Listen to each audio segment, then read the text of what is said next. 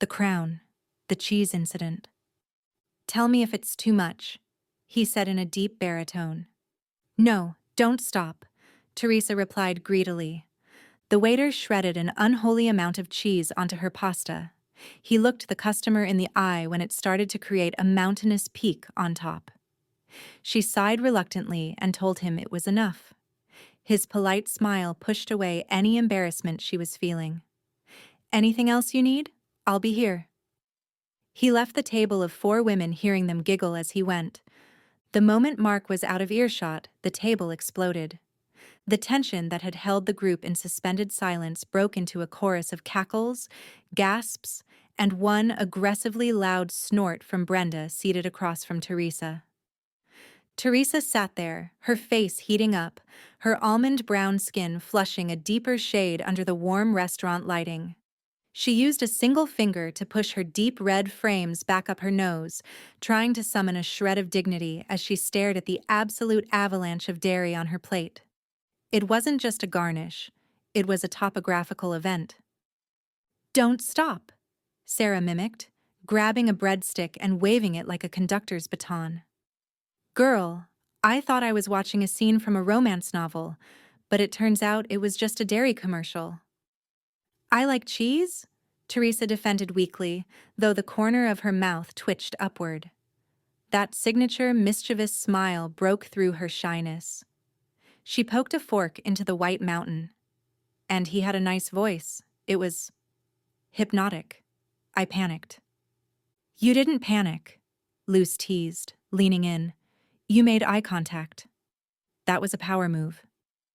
It was true. Usually Teresa was the observer, shy, watching the world from a comfortable distance. But something about Mark's deep baritone and the absurdity of the situation had brought out her playful side. She risked a glance over her shoulder. Mark was at the POS station, punching in an order. As if he felt her gaze, he looked up. He didn't wave, just offered a small, knowing quirk of his brow before turning back to his work. Teresa whipped her head back around, her heart doing a traitorous little flip. Okay, she whispered, finally swirling her fork to mix the cheese into the pasta. Maybe it was a little too much cheese. No, Sarah grinned, stealing a clump of Parmesan from her plate. It was exactly the right amount. The restaurant, aptly named The Crown, was less of a dining establishment and more of an oasis. It was a sanctuary designed specifically for the female gaze and the female soul. The space itself was a study in intentional luxury. Amber lighting cast everything in a flattering golden glow, the kind that made everyone look like they'd just returned from a restful vacation. The velvet booths were deep burgundy, plush enough to sink into, positioned for both intimacy and people-watching. Exposed brick walls were softened by trailing pothos plants in copper planters, and the bar, oh, the bar, was a masterpiece of black marble veined with gold, backlit bottles creating a jewel box effect. But the real draw, of course, was the staff. The Crown operated on a simple philosophy. Every woman who walked through those doors deserved to feel like royalty. And the men who worked there, carefully selected, impeccably trained, understood that their job wasn't just to serve food. It was to serve attention, respect, and a particular kind of care that many of the patrons were starved for in their daily lives. From her vantage point in the corner booth, Teresa adjusted her frames, her observant eyes taking in the room. It was a well-choreographed dance. To her left, a waiter with shoulders broad enough to carry the entire dinner service was pouring wine for a table of older women, listening to a story about one of their grandchildren with rapt, unfeigned attention. To her right, a shorter waiter, couldn't have been more than 5 feet 7 inches, with a smile that could power the city grid, was deftly slicing a steak for a tired-looking woman who looked like she hadn't been taken care of in years. It's like a candy store, Sarah whispered, echoing her thoughts, but for emotions. And aesthetics, Amy chipped in, nodding toward the bar where a bartender with locks and forearms like tree trunks was shaking a martini with practiced precision. Every shade was represented here: deep mahogany skin, sun-kissed bronze, pale alabaster, warm olive. It was a United Nations of handsome. But the beauty of the crown wasn't just the visuals, it was the code of conduct. There was no arrogance, no sleaze, no lingering touches that crossed lines, just an intense, focused desire to serve, to make each woman feel seen. Teresa had heard the stories, of course. The crown had opened 6 months ago and had quickly become legendary. Reservations were booked weeks in advance. Some women came alone, seeking respite. Others came in groups, like her table, turning it into a girls' night with an extra layer of delicious attention.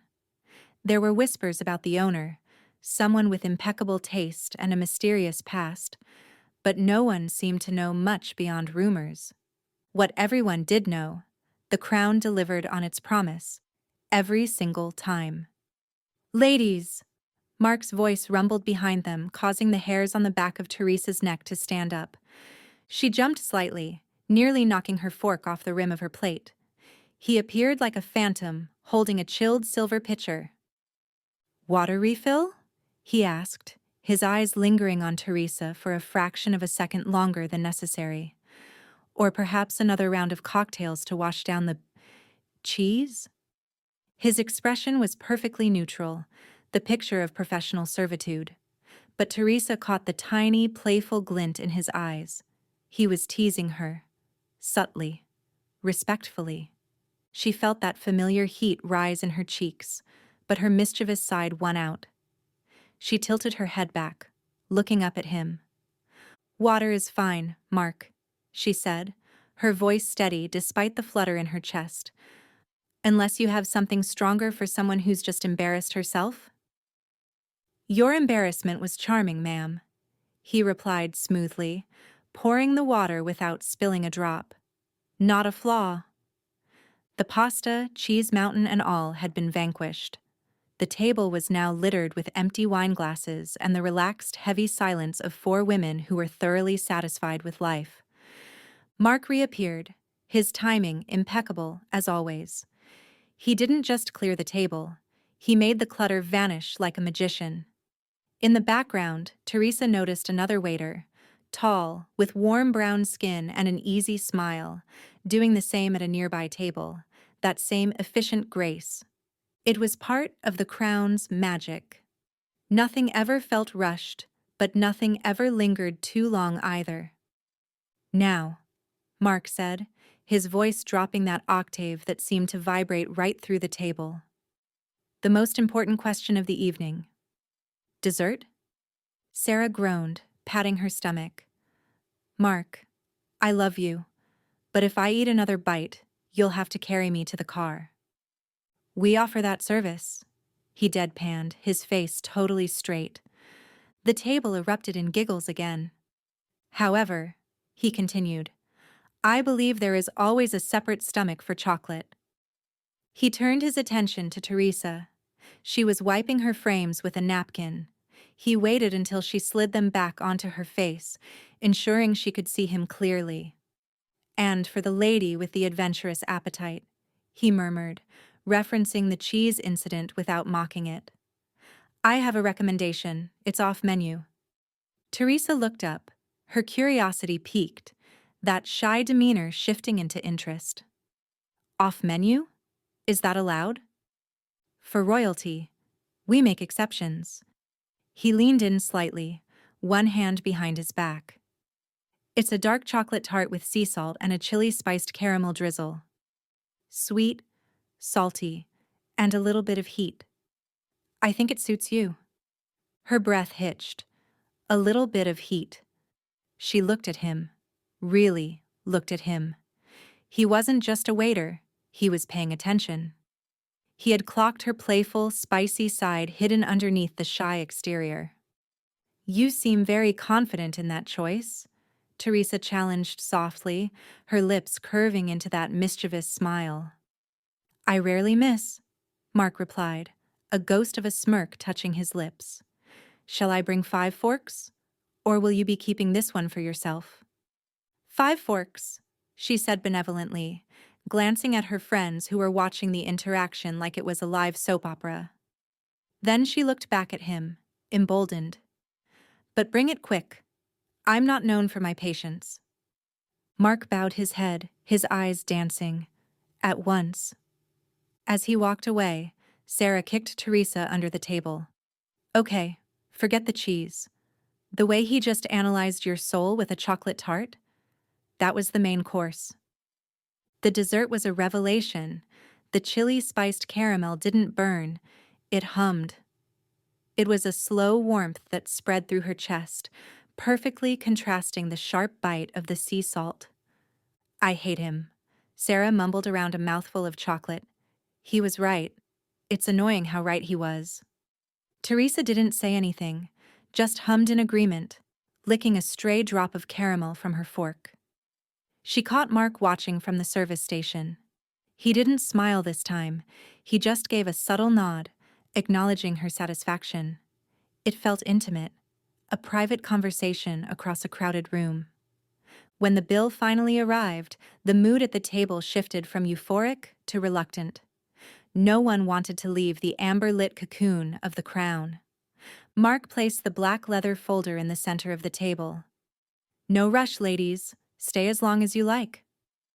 They split the bill 5 ways, messy, chaotic math that usually annoyed waiters. Mark didn't flinch. He took the pile of cards with the grace of a diplomat and returned them moments later, organizing the receipts perfectly. He moved around the table, placing the slips in front of each woman. When he got to Teresa, he paused. For you, he said softly, sliding her receipt face down near her hand. His fingers brushed against hers, brief, electric, intentional. And a little something for the road. He placed a small white to-go box on the table next to her clutch. I didn't order anything to go, Teresa stammered, looking up at him. Compliments of the house, Mark said, his voice dropping to that deep, vibrating register again. It's a sample of the Parmesan, since you seem to enjoy it so much. The table went silent. Then, Sarah let out a high-pitched screech of laughter. Teresa felt her face burn, but she laughed too, a genuine, bright sound. You are terrible. I try. Mark grinned, a real, wide grin this time that showed off straight white teeth and a dimple she hadn't noticed before. Teresa didn't check the receipt until they were outside, standing in the cool night air while her friends argued about their Uber. She flipped the slip of paper over. There was the total, the signature line, and then, in neat, architectural handwriting, if you ever want to try the risotto, it has even more cheese, let me know. Mark. Below it was a phone number. She traced the numbers with her thumb, that mischievous smile returning to her lips. Well? Sarah asked, appearing at her elbow. What did he give you? More cheese? Teresa looked at the to-go box, then at the receipt, and tucked the paper safely into her pocket. Something like that, she said, biting her lip. Come on, let's go home. She didn't tell them about the number. That was one piece of information she was keeping entirely for herself. The end for now. The Crown is the beginning a series I'd like to start. There is room to tell this story from many different angles. I'd like to explore those angles with you. Let me know in the comments if you'd like more of this series.